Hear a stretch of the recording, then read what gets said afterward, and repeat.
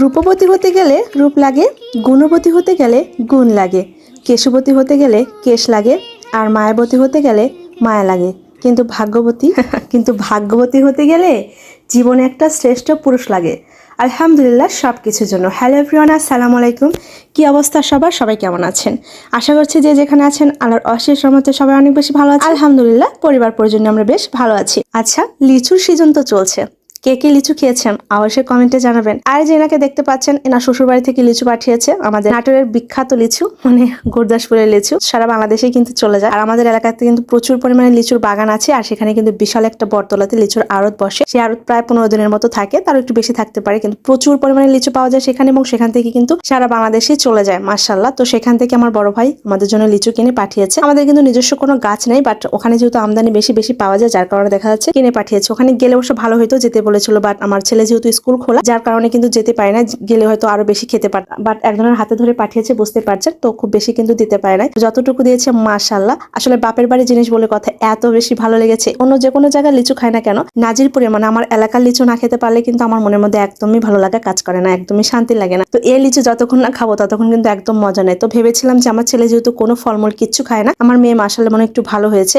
ও আল্লাহ, ওকে যখন আমি লিচু দিতে গেছি ও তো লিচু নিলই না, নিচু হাতে করে নিয়ে সাথে সাথে ফেলে দিল। ও লিচু খেলো না। আমার ছেলে তো হাতে দেয়নি, মানে আশেপাশে আসতেছে না। এখন এই লিচুগুলা কে খাবে বলেন তো? আমি আমার হাজবেন্ড দুজন মিলে খাবো। তো যাই হোক, কিছু লিচু অবশ্য আমার ছেলের স্কুলে নিয়ে গিয়েছিলাম ভাবিদের কিছু দেওয়ার জন্য, বাচ্চাদের দেওয়ার জন্য। মাশাআল্লাহ সবাইকে দিয়ে খেতে পারলে কিন্তু একটু ভালো লাগা কাজ করে, অনেক বেশি ভালো লাগে। আমার এই লিচুর ভিডিও এবং লিচুর ছবি দেখার পর থেকে অনেকেই খেতে চেয়েছেন যে আমাদের দিয়ে খাবেন দিয়ে খাবেন। আসলে সবাইকে তো আমি চিনি না, অত দূর থেকে দেওয়া যাবে না।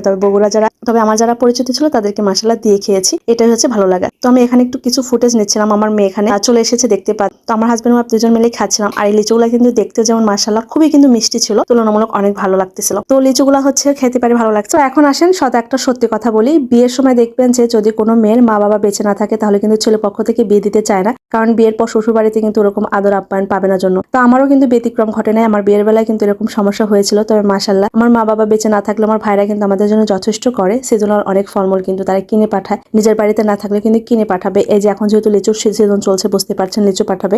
আমের সিজন যখন চলবে আম পাঠাবে, বা আম কাঁঠাল নিয়ে চলে আসবে, বা আমাদেরকে ইনভাইট করবে, সেখানে আমরা যাব। তো আমাকে ছোটবেলা থেকে যেমন ভাই মানুষ করেছে, তেমন কিন্তু এই বিয়ের পর যে রিচুয়াল গুলো হয় সবকিছু কিন্তু আমার ভাই ভাবি পালন করার চেষ্টা করে মাশাআল্লাহ। তাদের জন্য কিন্তু আমি অনেক বেশি কৃতজ্ঞ, সবসময় কৃতজ্ঞতা প্রকাশ করি। আর এই লিচুগুলা কিন্তু আমার ভাই পাঠাচ্ছে আমার জন্য। তো যেহেতু ভাই পাঠাচ্ছে, বুঝতে পারছেন বোনের বাসায় খারাপ তো কিছু পাঠাবে না, এই জন্য ভালো ভালো লিচু বেছে বেছে কিন্তু পাঠাইছে। আর এটা কিন্তু আমরা অনেক খুশি মনে খাচ্ছি।